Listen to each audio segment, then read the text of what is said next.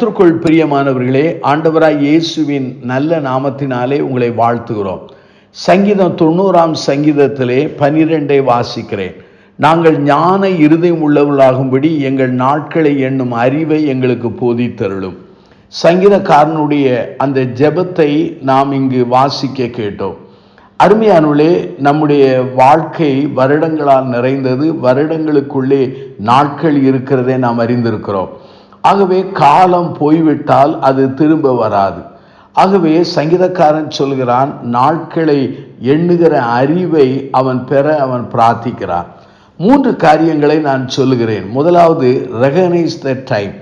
நம்முடைய காலத்தை அல்ல நாட்களை அறிந்து கொள்ள வேண்டும், அதை நாம் புரிந்து கொள்ள வேண்டும்.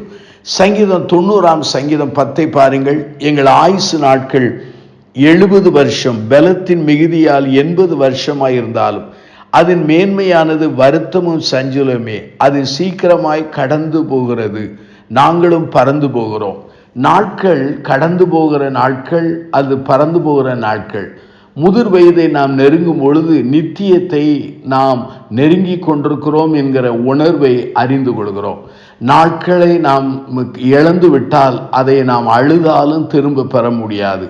ஆகவே காலத்தை, நாட்களை, வருடங்களை நாம் அறிந்து கொள்ள வேண்டும், அதை புரிந்து கொள்ள அழைக்கப்படுகிறோம்.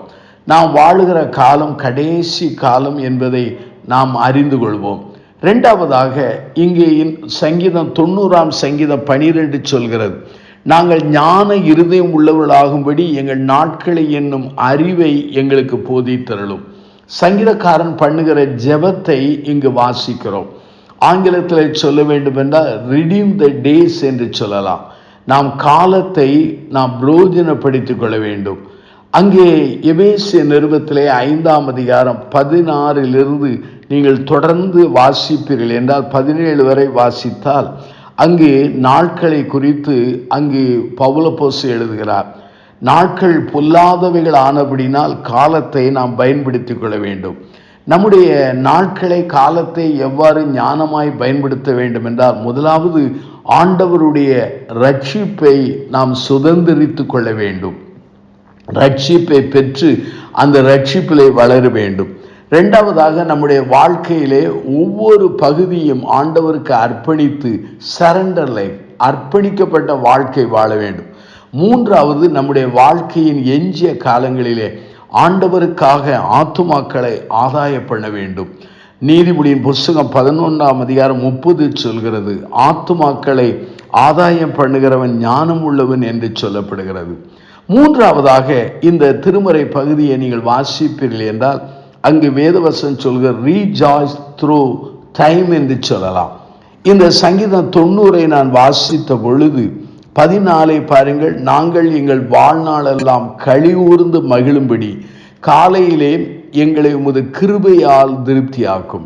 ஆகவே நம்முடைய வாழ்க்கையிலே நம்முடைய நாட்களை ஞானமாய் ஆண்டவருக்குள்ளே பயன்படுத்தினால் நம்முடைய வாழ்நாள் எல்லாம் அங்கு என்ன வரும் என்று சொன்னால் களி கூறுகிற நிலை வரும், மகிழ்ந்து கொள்ளுகிற நிலை வரும்.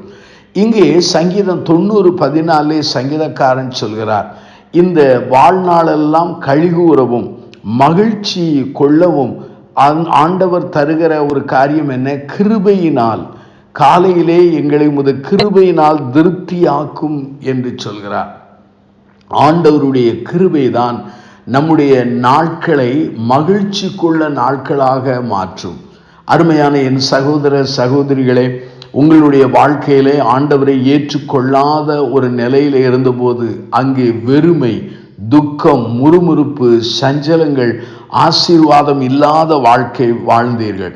ஆனால் ஆண்டவரை ஏற்றுக்கொண்ட பொழுது ஆண்டவர் ஞானத்தையும் அறிவையும் தந்தார். நாட்களை சரியாக பயன்படுத்தக்கூடிய புத்திசாலித்தனத்தை தந்தார்.